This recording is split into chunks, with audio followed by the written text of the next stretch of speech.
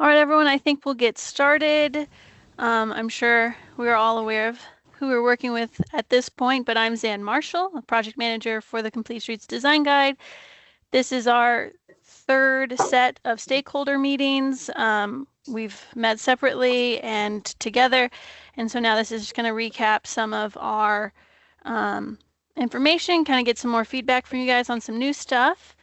I'm going to hand it off in a minute for the presentation, and while we're doing the presentation, we just ask that if you have questions, go ahead and drop them in the chat, and then once we've kind of run through the presentation, we can go back and hit those questions. So thank you all for joining us. I'm going to hand it off to Justin to start the presentation. All right. Good afternoon, everybody. Thanks, Zan, for the introduction.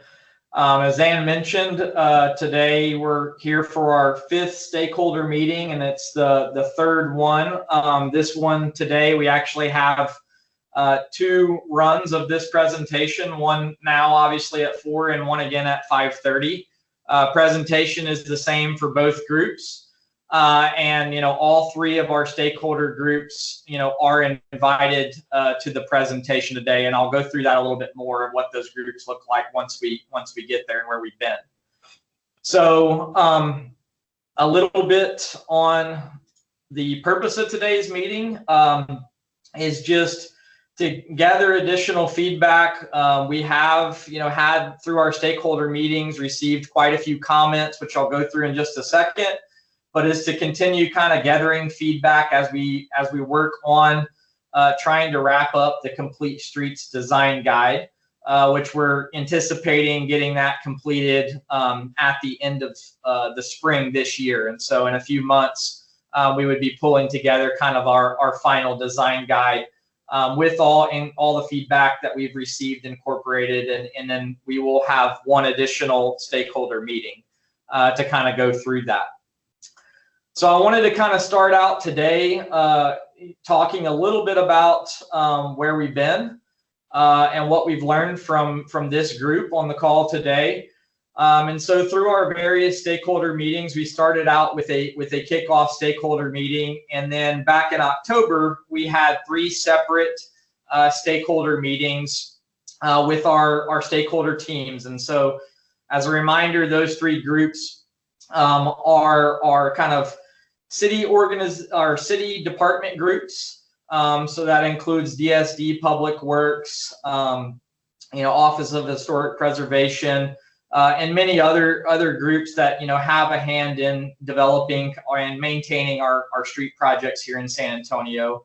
And then we had a group, we met with the kind of developer engineer group. That group is kind of an outside group that's coordinated through REXA, which is Real Estate Council of San Antonio. It's a group designing and developing a lot of projects. And then finally, kind of our outside stakeholder group, which includes a lot of the utility providers, CPS, SAWS, as well as outside kind of partner agencies, the MPO, Bexar County, and other cities were invited to that. And so through those various meetings to date, we've gathered about 126 comments, and on the screen here is kind of a summary of those comments that we've received. And so the majority of the comments that we've received to date are related to kind of policy and regulatory framework, and I'll go through some of those in more detail, but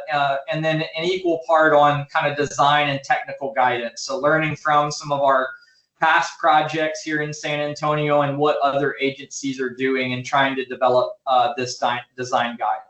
We also got a few comments just on the implementation side of how this would work. And so today I'll kind of go through how we've incorporated those comments and how we would envision this guide being utilized for our projects, both whether it be a public project or private developed projects. And then there were some questions about mapping and application tools there. And so this is kind of the summary of how those comments kind of break down.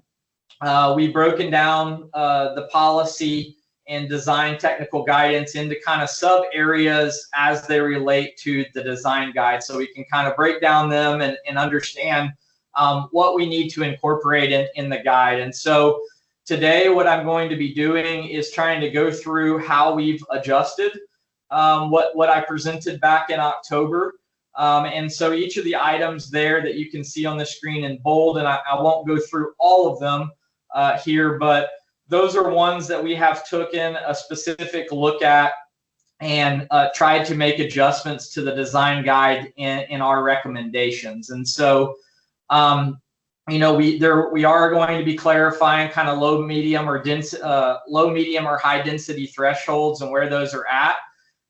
What I would say to that from a policy side is our general thought is inside of 410 will be more kind of medium or higher density, and then outside of 410 would be more kind of low density. And so as we look at the updated street typologies here today, that's kind of the lens that we're looking through in applying these.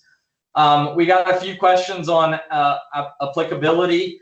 And so we have had several meetings with the team at Development Services who does implement a lot of this, as well as the Public Works team, to try to figure out, you know, how they would ultimately implement this and kind of police it moving forward.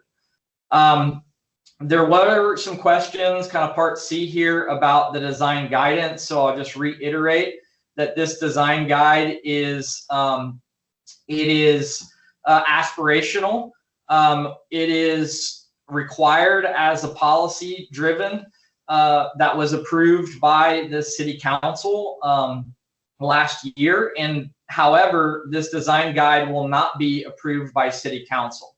And so it will be an optional guide, but the intent is that this guide is to be utilized for developing really all street projects. And we've had some conversations, and ultimately we do anticipate most likely making some code revisions that would make it more of a requirement.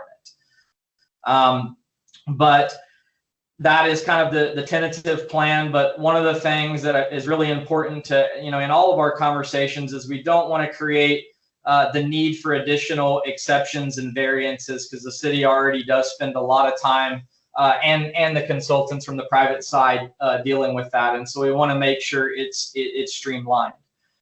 From a design and technical guidance perspective, there were lots of comments about travel lane widths, you know, specific geometry within the various streets. So we've taken a look at those comments and made some adjustments. And one of the things that we want to get feedback at the end of this presentation is on all the design elements, which are all the different individual pieces that are required to make up a street. And so as part of the design guide, the user will be able to go to some of those design elements and kind of get some guidance on how do we apply a shared use path, where would we put a bike facility on the street. And so those are going to be really important because we are setting a priority for each one of the different street typologies for those elements.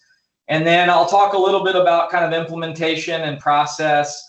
I will say that that's still in discussion. So over the next couple of months, we do envision kind of refining that and understanding how that affects you know, the ultimate implementation and code revisions. And then mapping and application tools, I'll show y'all how we kind of intend to map that to make it more user friendly. So all of these comments, really most of them, 85% of them, were just on policy and clarity and some design standards, and really, you know, how this guide is going to be used in practice. And so I'll kind of go through a constrained and unconstrained right-of-way example here today, and how we would envision it being utilized throughout. So this next slide is just a summary of the meetings completed to date. So you can see there in pink in the middle, that's where we're at today. So we've had 4 stakeholder meetings. We're getting additional feedback in 2 sessions today that we'll work on incorporating. And then ultimately, we would intend to go back out to the public to kind of review the final design guide product in mid-April. and address the comments that the public has. So that'll be an open meeting, and then come back to this team through a final stakeholder meeting at the end of April as we work to kind of wrap up the final design guide. So I wanted to just take a quick moment to just say, why is this important? Obviously the need for this design guide is generated by the policy. And so there are really kind of 3 or 4 main things that we're trying to promote. And so these are a couple of graphics locally, but one of the things that San Antonio has going on is there are a lot of crashes within the city of San Antonio area. In the bottom right-hand corner, you can kind of see the summary of crashes and specifically fatal and serious injury crashes. And of course, those have been trending upward, which is a really bad direction to be going. And so one of the things that Complete Streets do is to provide some traffic calming mechanisms to kind of slow the traffic, make it more context sensitive, and provide more travel options, for all of the people in San Antonio.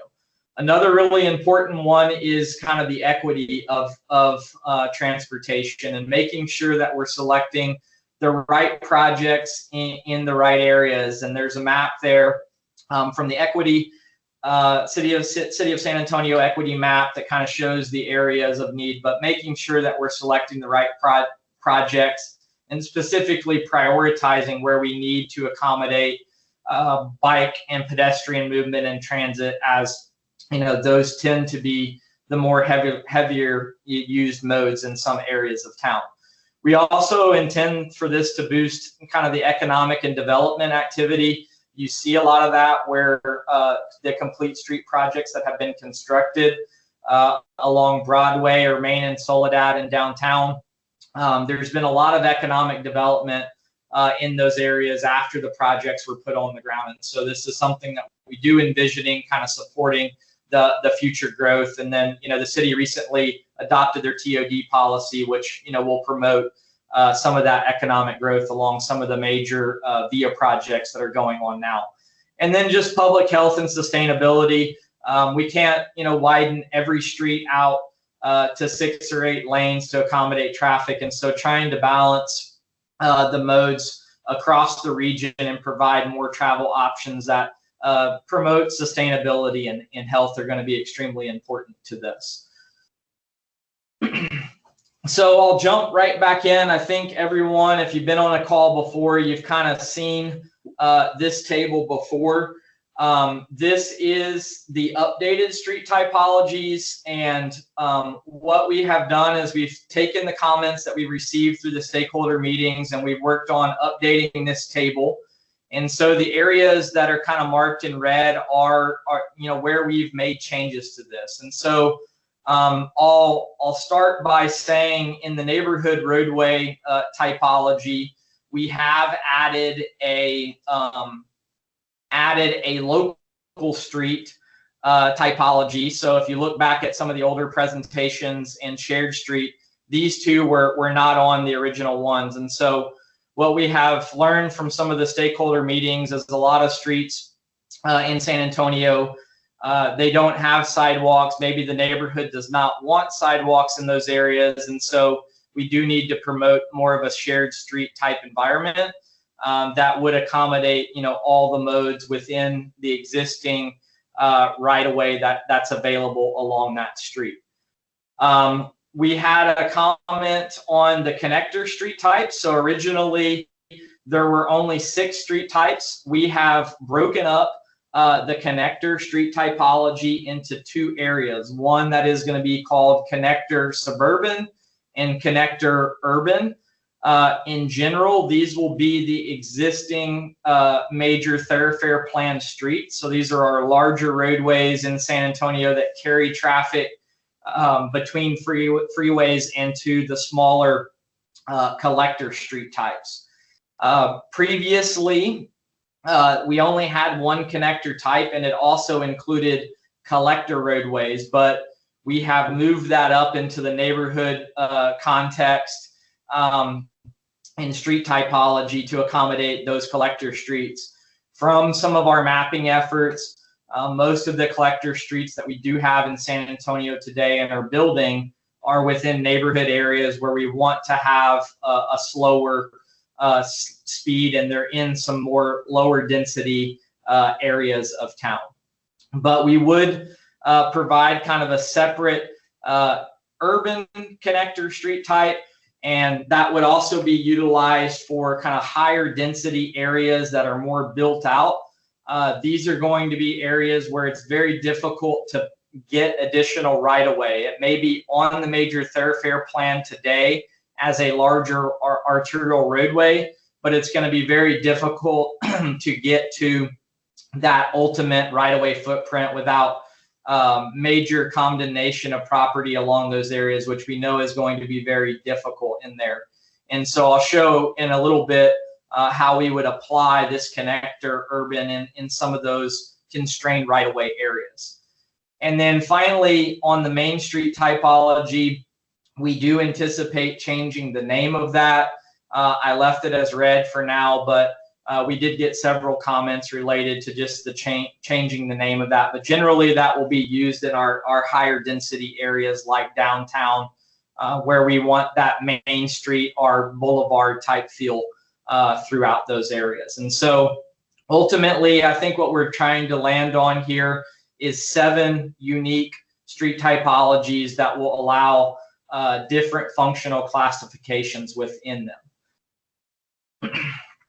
So from a street design elements perspective, I think most of y'all have seen this exhibit before that kind of breaks up the street design elements, and all of the bullets at the bottom there are what we need feedback on, because each one of those will turn into a 1-page informational guide on how to use those and where to apply it. And ultimately, within each street type, we will be providing a priority, a high, medium, or low priority within each one of those different street types for all of those different design elements. And so what we have seen, from some other guides that have been created, generally there's about 50 different design elements, and I'll go through those in a little bit more detail later. But ultimately, we do want to make sure we have everything that we see here, could use moving forward in some of our street types. We've also updated this exhibit to color code it based on the various different zones that kind of tie into our 2-page graphic for each one of the street typologies. And so when I show that here in a second, you'll see kind of that same color scheme where the sidewalk area is green and its design elements, and then the flex zone, which is the area between the curb line and the actual travel lanes, will be yellow, and the middle area would be kind of the pink roadway zone area. And so that roadway zone area will tend to be more vehicular oriented in nature, and whereas the flex zone, we can blend between kind of the sidewalk zone where we have kind of raised cycle tracks, or some of the bus stops or those type of elements, or on-street parking in those areas. And so that area can vary based on the various different street types. So how we kind of roll all that together is we have gone back and updated our street typology graphic. So this, for each one of those 7 different street typology types within San Antonio, we would have a graphic or a 2-page layout like this that kind of goes through what that street typology is and the various different streets that are allowed within that street typology. And in this example for Main Street, there is a collector option, a local option, and a shared street. And then one thing that we have added is the modal priority. Up in the top right corner, number 3 there, we will be assigning a modal priority for each one of these different street typologies. And the idea with that is that kind of ties in with the design elements, whether, what do we need to prioritize on this street? We won't always be able to get to the full right-of-way width, and we acknowledge that. And so if you're faced with the design decision of what needs to come first, you would look at what the modal priority is. And for main streets, we tend to see more pedestrian activity and some of the active modes, bicycle, micromobility type devices. And so that would be the priority that we want to design around first, and then try to fit whatever else we can within that street cross section. And so we have also updated the color scheme in our graphic, and so there will be a graphic like this for each one of that. This is not intended to represent all of the different street type options that are allowed within that street typology, but it is intended to kind of provide a informational graphic of what that might look like, and in this case, more kind of dense development. And so that kind of summarizes the changes that we've made to this 2-page graphic. The one thing that we are still working on is this bullet number 4, and that is assigning kind of the design element priority within each one of those zones. And so once we get a final list and get some feedback on all the different design elements, we will refine the list in this table on the right hand side, and then assign a priority for each one of the different street types that we're recommending. So this is just kind of showing what that looks like kind of blown up. There will be a description of that street in detail to kind of give the user a ultimately the look and feel of what that where they need to apply that. And just to make sure that it fits the context. And one of the things that we're really focusing in on is the land use context. And so we will be mapping all of these street typologies for the entire city limit area, so that the user can go to that first and kind of see what the street typology is, and then come back to this design guide to look at the recommendations and applying that to that specific corridor or project that they're working on. And then this is just a kind of a blow up of that, just to see it a little bit easier. This shows all the design elements that we're currently recommending, but as I mentioned, this list is by no means finalized, and we're hoping to get some feedback from the group here today on kind of all of those different design elements within each one of these different areas. So how we would ultimately end up utilizing these street typologies is we would generate a map like the one on the right, and the color scheme will be for each one of the different street typologies. There's a lot of green on this because there's a lot of local streets within District 1 in San Antonio, but you can see kind of within the downtown area there is a lot of main streets in there, whether they be a arterial or a collector type street. But we would ultimately take the recommendations and land use of maps that have been developed through the SA Tomorrow plan, and then have been utilized in the bike network plan to make a recommendation for each street within the city of San Antonio city limits, so that when you start your design process, this will give you a place to start on how to ultimately use this design guide and what we're ultimately looking for. Ultimately, what we're trying to make sure is that the design is consistent across the area. What we see with a lot of the different projects going on is, depending on where the project limits start or stop, you might have very different, kind of design criteria utilized. And so we see some places where we have bike lanes on the street as an example, and then one block over, there's shared use paths that are off-street bike facilities within those areas. But ultimately, we would be applying these street typologies across this entire area, and we intend to land this on the city's one-stop map as a separate layer. We're not intending for this to replace the major thoroughfare plan.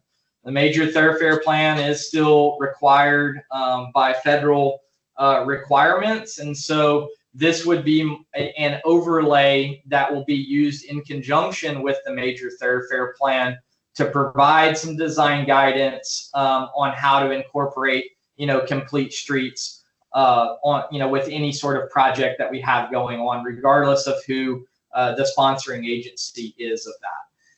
And so you can see, when we get into more of a rural area, like this example for District 6, we start to see more collector streets. And again, this is, still a work in progress and preliminary. We are still working through Zan's team here and, trying to refine what these street typologies are. But ultimately, our recommendations would be based on the land use maps that have been created thus far through previous studies. So how we would kind of envision this design guide being utilized is kind of a three-step process.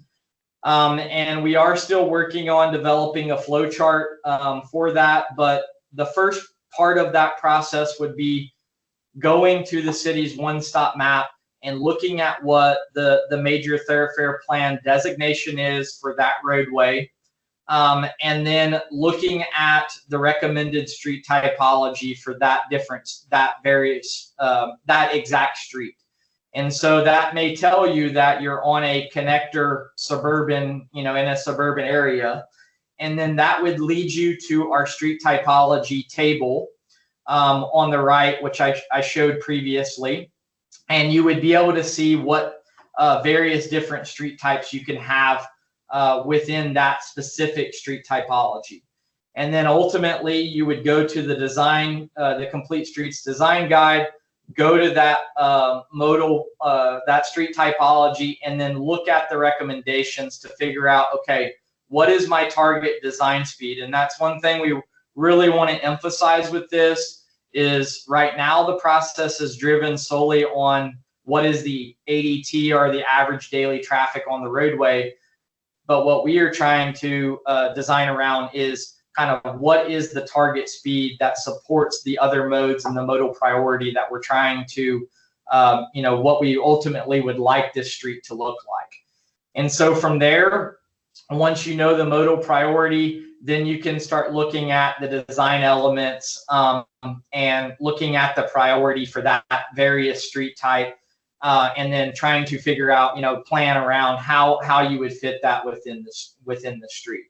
But that provides the user kind of a flow, regardless of whether it's a private project or a public project, of how to use this design guide to make sure that that design is cohesive across the area, and that we have a consistent approach to it. And of course, there are a lot of design elements that we know will be in every street type, which are utilities and stormwater, those type of things that we know we have to have in there and provide dedicated space for. So one of the things that was brought up in some of our meetings is, okay, this is all great, but what if we have constrained right away? What do we do, and how would we apply these recommendations? If you look at kind of the details of the individual street typologies, we are using the current UDC criteria for right of way based on the major thoroughfare plan for each one of these streets. But as we look at streets within inside of 410, we get into a lot of areas that have very constrained right of way. And so we will be faced with some design decisions on how do we ultimately incorporate the other modes of transportation, bike, pedestrian, transit, and then some of our landscaping elements within the street to make them safe. And so this graphic kind of shows a flow chart of how that might be applied. Definitely looking for feedback for this, but in a constrained right-of-way scenario, given we have a target speed and we know a maximum number of lanes, the first thing that we would try to do is see if we can't narrow the vehicle travel lane widths and kind of reduce that middle section or that roadway zone. And then, if we still can't fit that within the right of way, we would look at potentially eliminating some of the parking or trying to kind of narrow up that flex zone, which is the area between the sidewalk and the roadway zone. And then finally, that would get us to a constrained right of way. We'd be able to fit our street cross section within that area. That said, there will be some trade-offs in the vehicle level of service. Right now, most of the projects are designed around level of service C or D, which is a letter grade criteria for how the street might function. And so if we start narrowing up the travel lanes, we might have to be willing to take a reduction on the delay and level of service to accommodate that. But the trade-off is we're able to, prioritize some of the other modes where, right now in many cases there's not a sidewalk, or there may not even be a bike facility, and it's very difficult to get to and from, specifically, if you do not have a vehicle. So looking at a real world example, this is along Hildebrand, just west of 281. This particular section of Hildebrand is currently on the major thoroughfare plan as an 86 feet of right-of-way roadway, and so it's one that has limited right-of-way, and to get to that, currently it only has 54 feet of right-of-way, so we would need to buy additional 15 feet on either side of the roadway to get to the full right-of-way width. And so, we realize it's going to be very difficult because it would require condemning quite a few houses and businesses to make happen. And so this is an example of how that constrained right-of-way may be applied. So that would be, in our case, a connector urban street, and so and of an arterial type. And so the first thing that we would look at doing is trying to narrow the travel way. And right now, this street varies between 2 and 4 lanes, just depending on what section you're in. But to accommodate the vehicles that are out there, we could go to a 3-lane cross section and still incorporate a 2-way cycle tract and wider sidewalks within the existing 54 feet of right-of-way that's out there today.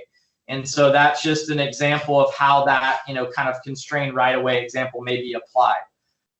We by no means are, able to look at every single street in San Antonio as part of this effort, but we wanted to provide a framework of how to ultimately incorporate, the recommendations from the street design guide. We will also have many examples as we get outside of 410 where we don't have a constrained right-of-way and we're in a more unconstrained right-of-way. Maybe there's not 86 feet of right-of-way today, but it would be easy to buy it or to get that additional right-of-way to get to the full right-of-way width.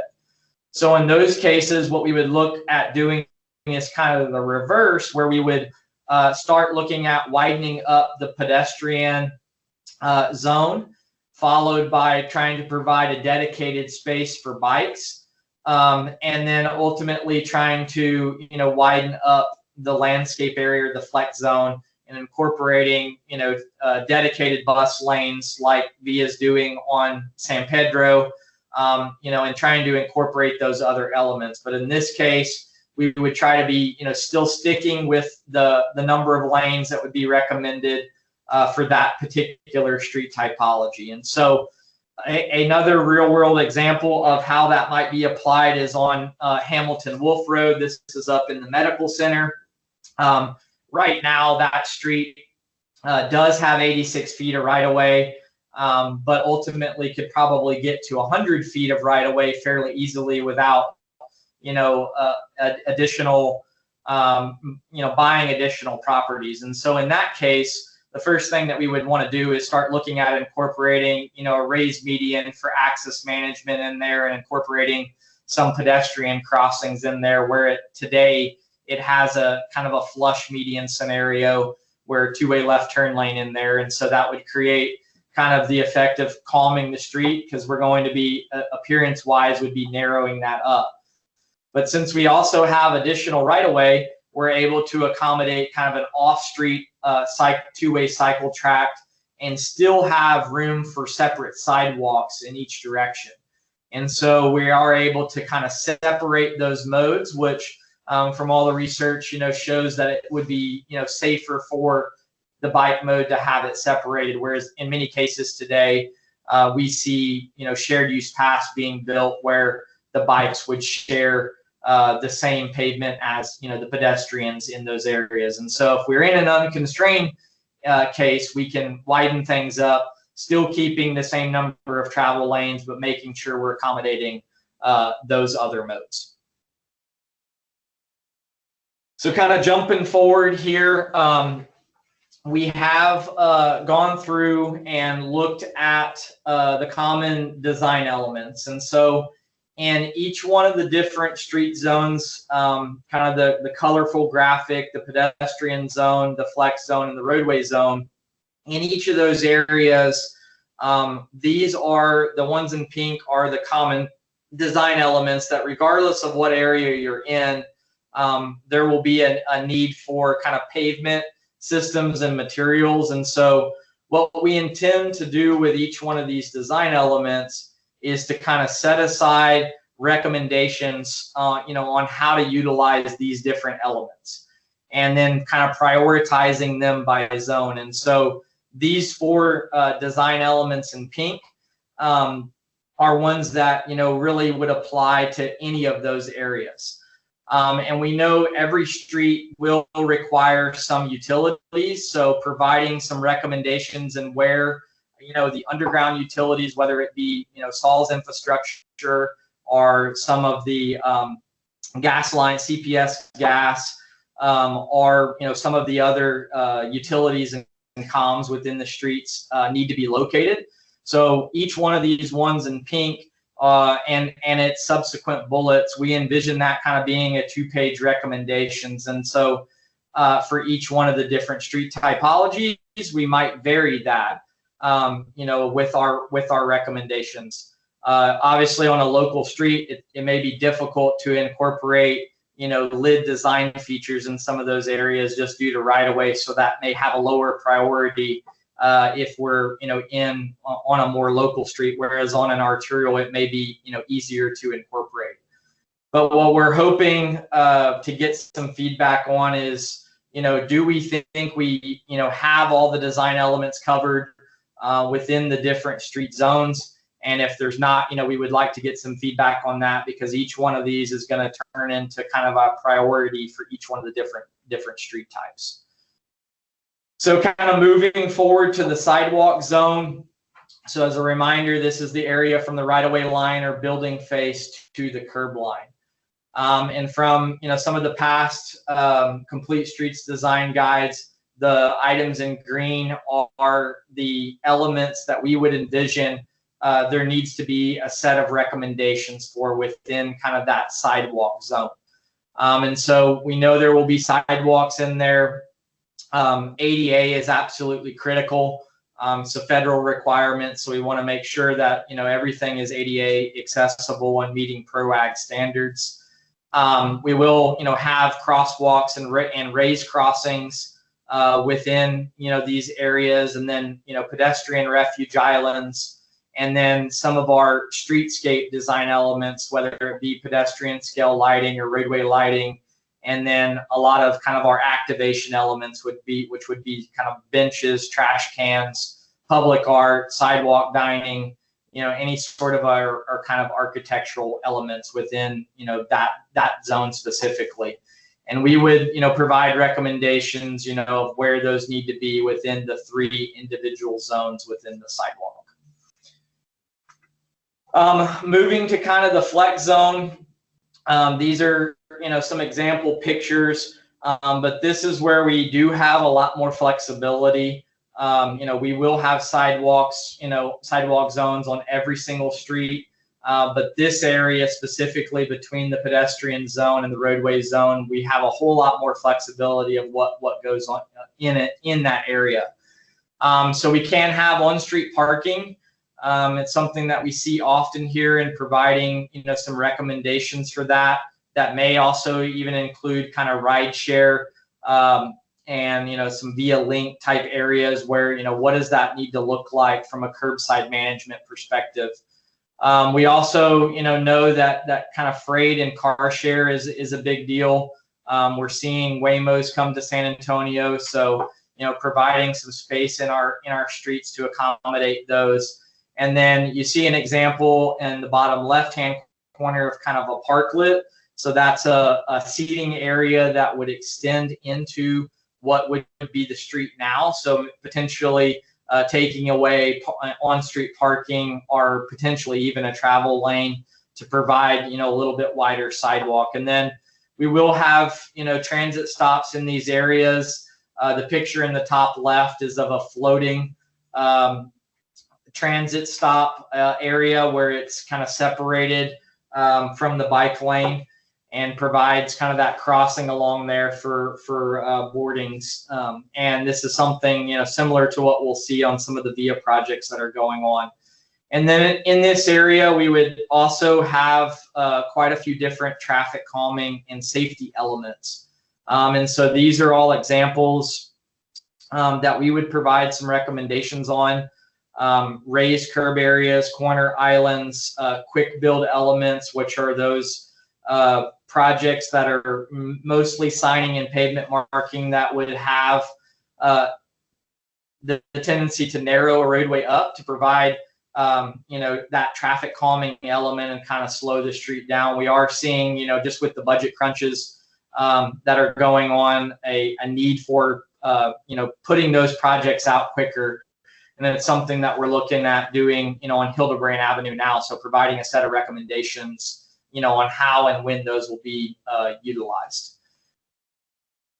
The next area is the roadway zone.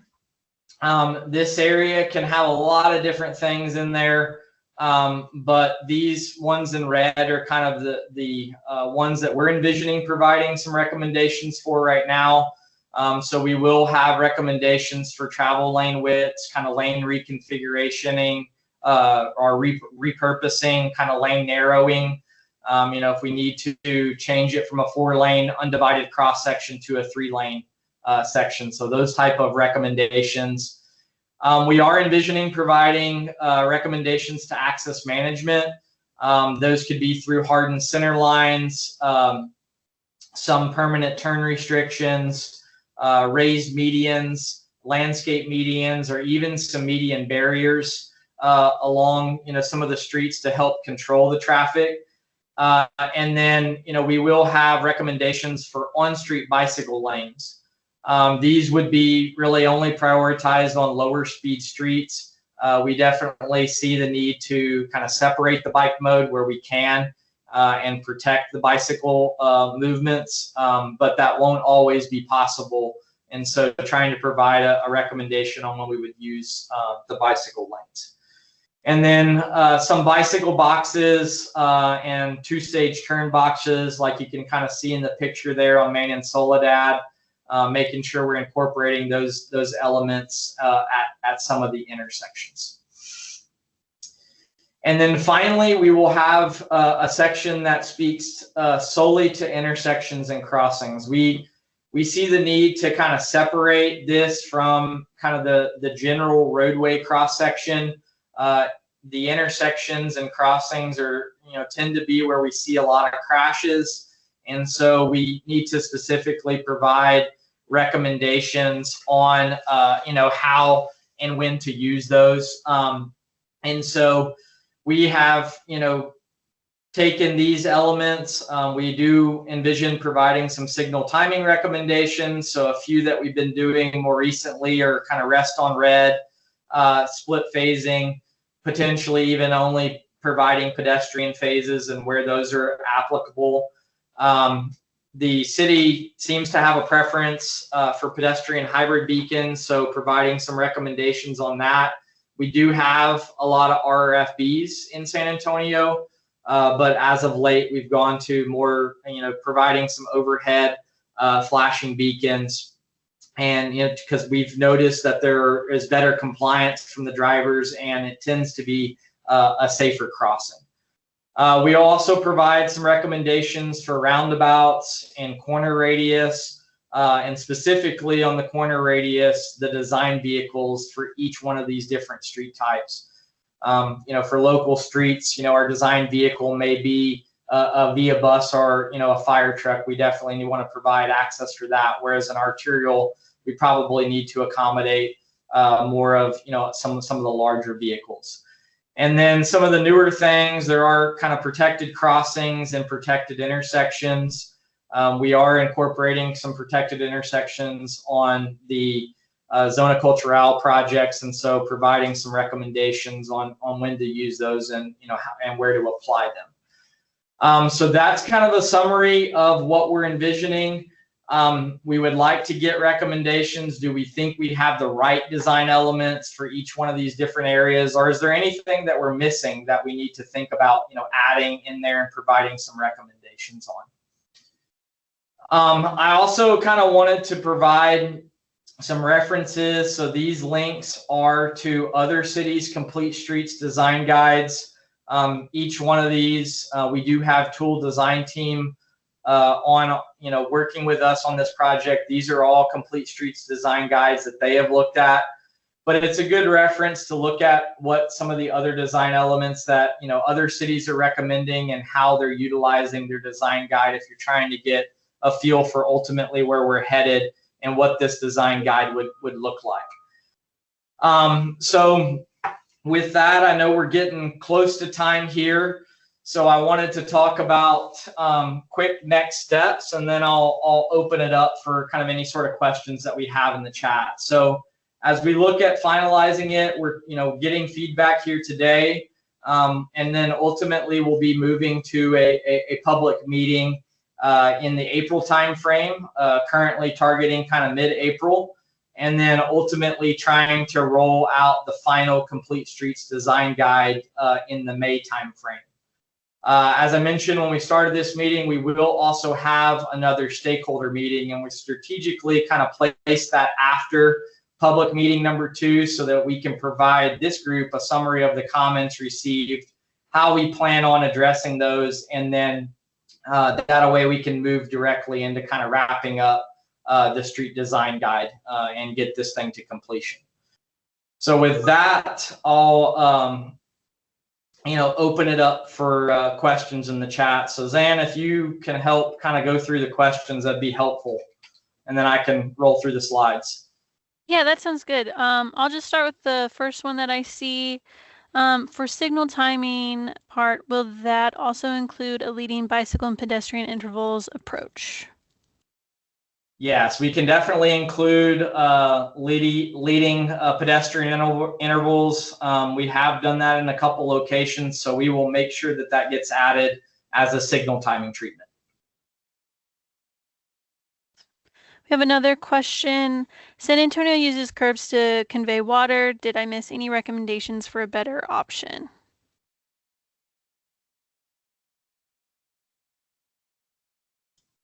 Yeah, so we are incorporating the lid design elements in there. But I still think we are going to be conveying water along the curb lines for kind of managing the storm water throughout, the design guide.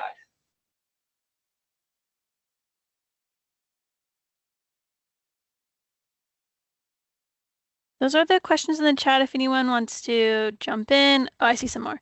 Anyone wants to jump in, raise their hand. I can always call on people as well. Another question is, can you restate the methodology for determining the priority use for a street?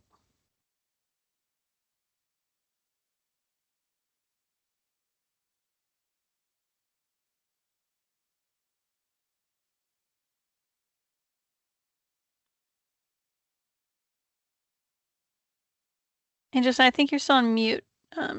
Just heads up. Sorry about that. Yeah, so for modal priority, how we would determine that for each one of the different street typologies is going to be based on the land use context. So in those areas where it's kind of more dense urban, we would, prioritize kind of the walking and active modes in those areas. Whereas we get more rural in nature, on kind of this table, we would prioritize more of a vehicular mode. And that's not to say we won't have sidewalks or, bike elements, but as you, kind of work down this table here, we will be using the land use context to kind of assign that priority for each one of the different street types. Okay, 2 questions. Will we get the slide deck after the meeting so we can study it and form questions later once we review it more fully? Yes, I will be sending an email with this so that you can really dig into it and also look at some of those guides that other cities and areas have if you wanted to kind of get a feel for it as well.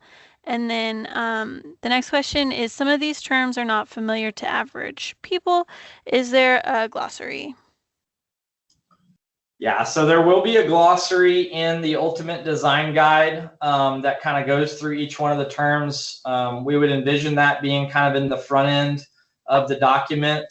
And then, there will be tons of pictures in there of examples for kind of each one of those different design elements, so that you can kind of have a frame of reference for what we're talking about. Some of the signal timing ones, they're more kind of behind the scenes. They're more electronic type things that we can do with the controller. So those are going to be hard to explain, but there will be a glossary in the front of the manual for some of the less common terms. Okay, another question here. Have the older adult concentrated neighborhoods been accommodated, for instance, crossing streets? How were these areas determined and how are the users accommodated? So we haven't specifically looked at an individual neighborhood, but for all of our recommendations, they will be ADA compliant. In our recommendations, and specifically in those areas where we are seeing a higher priority or need for some of those pedestrian bicycle modes. Those are areas that we could recommend wider sidewalks and some of those raised crossings. There are also other mechanisms to kind of increase the pedestrian crossing times and some of the traffic signals or pedestrian crossings. So it's definitely something that we can mention in the final design guide.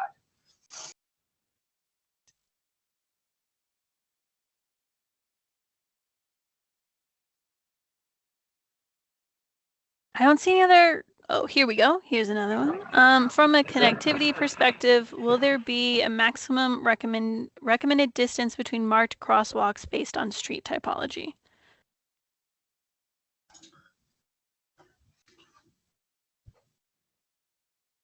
Haven't thought about that. It's a good comment. But I definitely think we would make a recommendation. The new METCD does provide recommendations from adjacent traffic signals to crossings.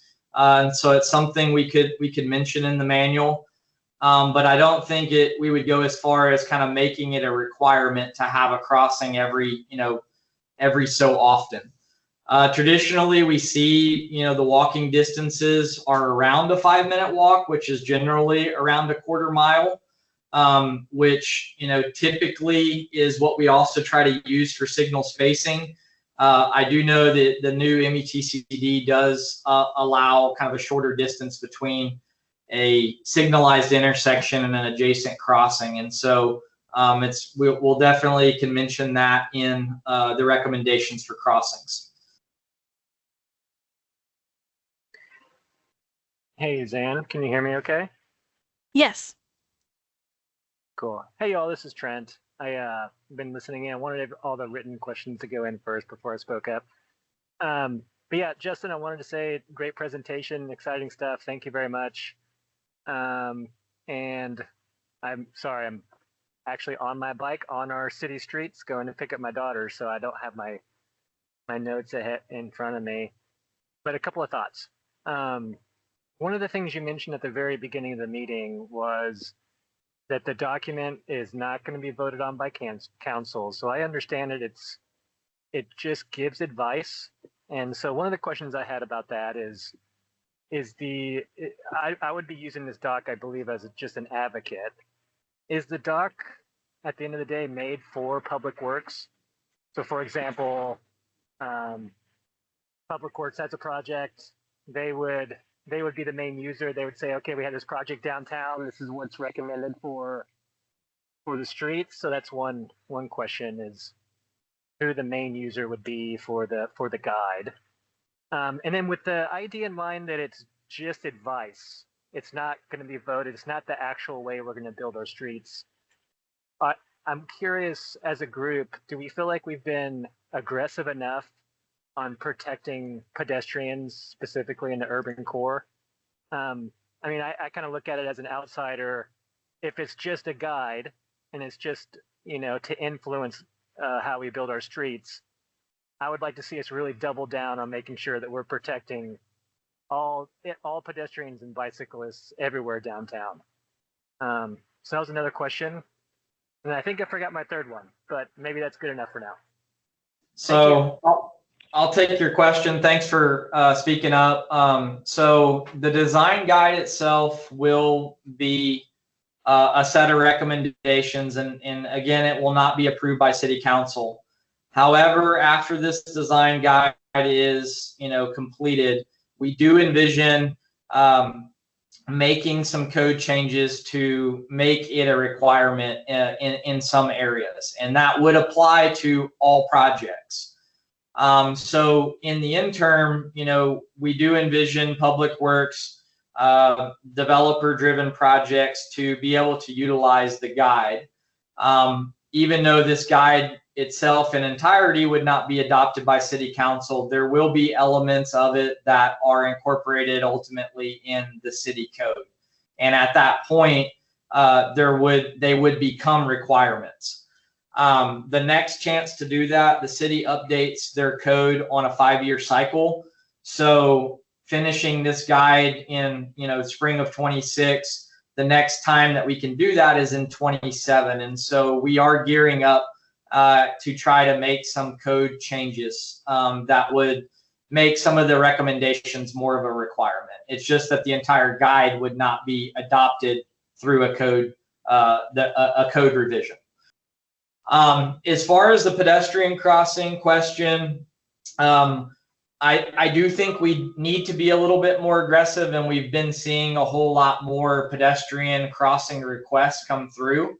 We're working on design for a lot of them around the city, and I think some of the crash data speaks to that. We're still seeing a high number of pedestrian vehicular crashes, and so it's definitely one of the areas that we need to focus on and make sure we can eliminate those crashes and help the city meet kind of the Vision Zero goal. Yeah, thanks, Justin. That's kind of the gist that I'm trying to get across is, we're in a bad state where our cities are incredibly deadly, they're incredibly dangerous, and this seems like an opportunity. And so I'd love to see us really push and really try to move the needle. So thank you for your work. We're coming up on time. I do have 2 more questions in the chat that we can hit, and anyone feel free to drop some in too. And again, we'll send this out so you can send a more holistic list of recommendations and comments moving forward. But really quickly, first question. So how would the priority street designation affect the green silver lines that run through residential land uses? So that's from Via. Yeah, so on the VIA side, we do have an overlay, a transit overlay and a bike overlay. So those streets specifically would have that transit overlay on them. We are also incorporating the Better Bus Plan as all the streets that are identified as part of that plan as part of the transit overlay. And so on those streets specifically, we would provide some recommendations, and really the intent is to identify that VIA does have, an ART project or, a higher density transit project along those streets. And so those, in our mind, would be kind of special streets. We will have a street typology for them, but they will also have that transit overlay that speaks to providing and making sure we're setting up the right of way to incorporate the VIA projects. Okay, and then last question I have here is, does the connector urban consider local/residential LU character with bike lane streets, like for example, Florida, Carolina couplet, that are local in character but secondary arterial in classification? Yeah, so those two streets as an example, if they have a more neighborhood feel to them, like those that are in kind of that Lavaca neighborhood, we would envision classifying those from a street typology perspective in the neighborhood classification, because its land use is kind of low or medium density. And so as part of the connector street type, there would not be a local or a collector street. So there will be some differences between the major thoroughfare plan and our recommendations from a street typology perspective. But those two streets specifically, those would act more like collector neighborhood streets or local streets.